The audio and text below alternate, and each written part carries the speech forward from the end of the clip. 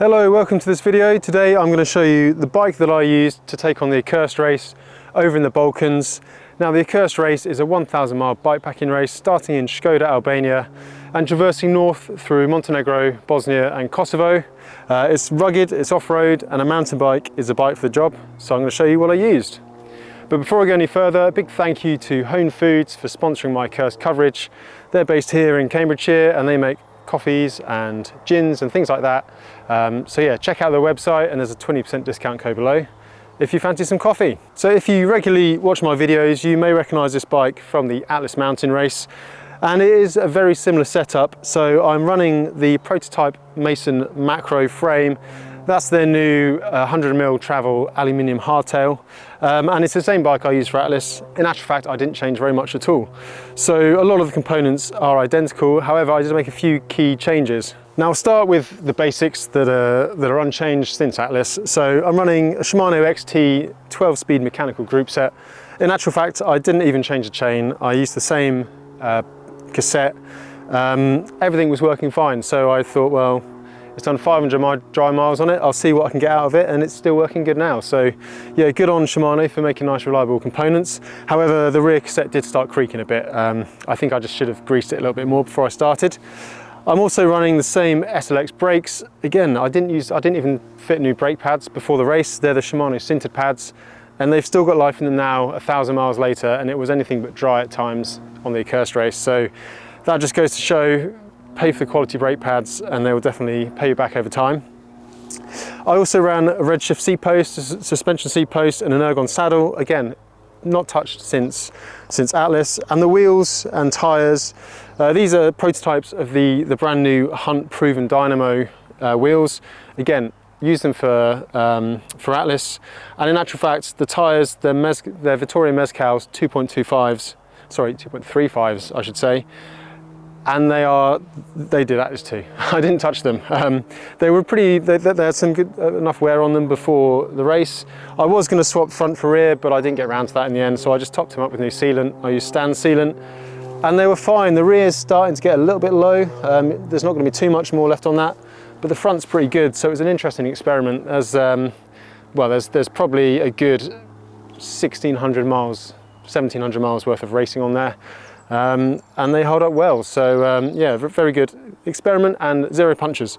Now, some of the changes I did make over my Atlas setup, well, the most obvious one is the fork. So on first glance it looks the same with the Sid Ultimate fork on there. However, this is the 35mm sanction version. On my setup for Atlas, I was running the 32mm sanction version, and I found them, they're a bit lighter, but I found them a little bit more flexy, especially with like a big wide handlebar. So I decided to put the forks off my Mason Raw, the 35mm, 120mm forks, onto this. However, I sent them off for a service at TF Tuned, and I got them to reduce the travel by 10mm just so it fitted the frame. So I'm running 110mm travel. And to be honest, this is one of the best changes I did.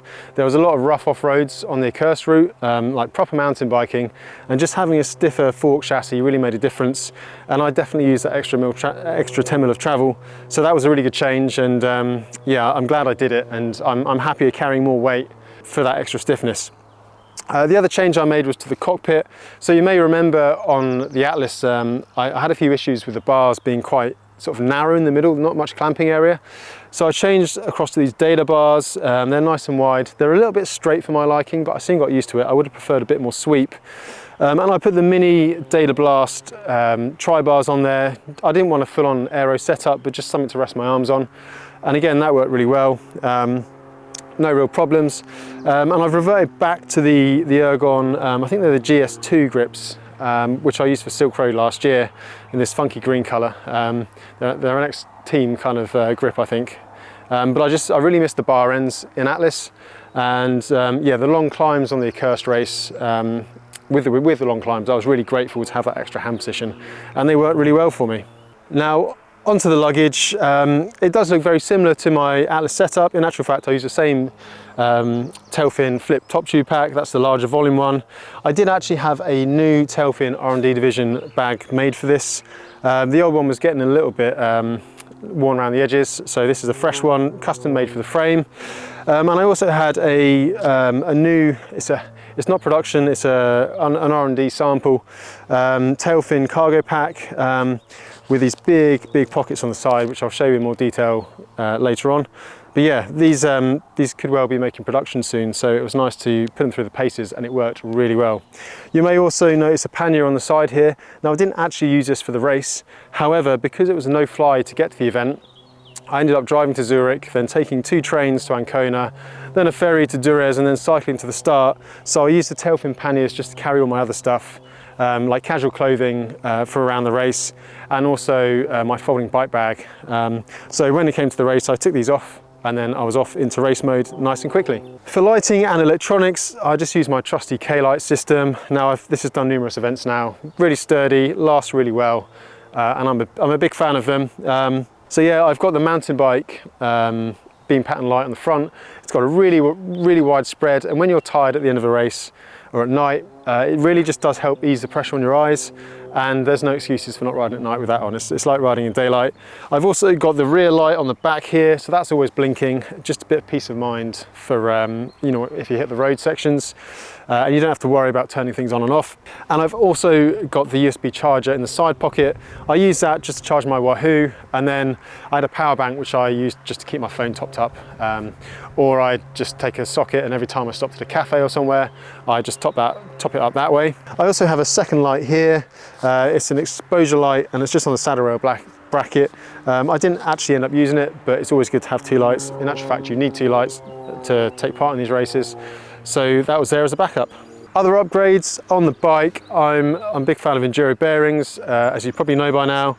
So I've got the XD15 bottom bracket, there's XD15 bearings in the rear wheel, and the same jockey wheels that I used in the Accursed Race. Again, not bother touching them, still running smooth, no wear, so why bother changing them?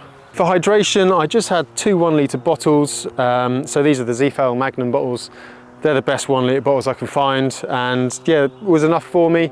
Didn't really run out of water. The down tube one does get a bit covered in mud at times, but it wasn't too bad. It's easy to wash off. There's plenty of taps available in the Balkans. Most villages have a village fountain. So yeah, I didn't need to carry too much water, and plenty of water fell from the sky at times as well. So yeah, that was my strategy for there, and it worked really well.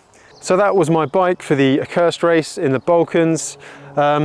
Worked really well for me, really pleased with this setup, and it's one I'm going to use going forwards.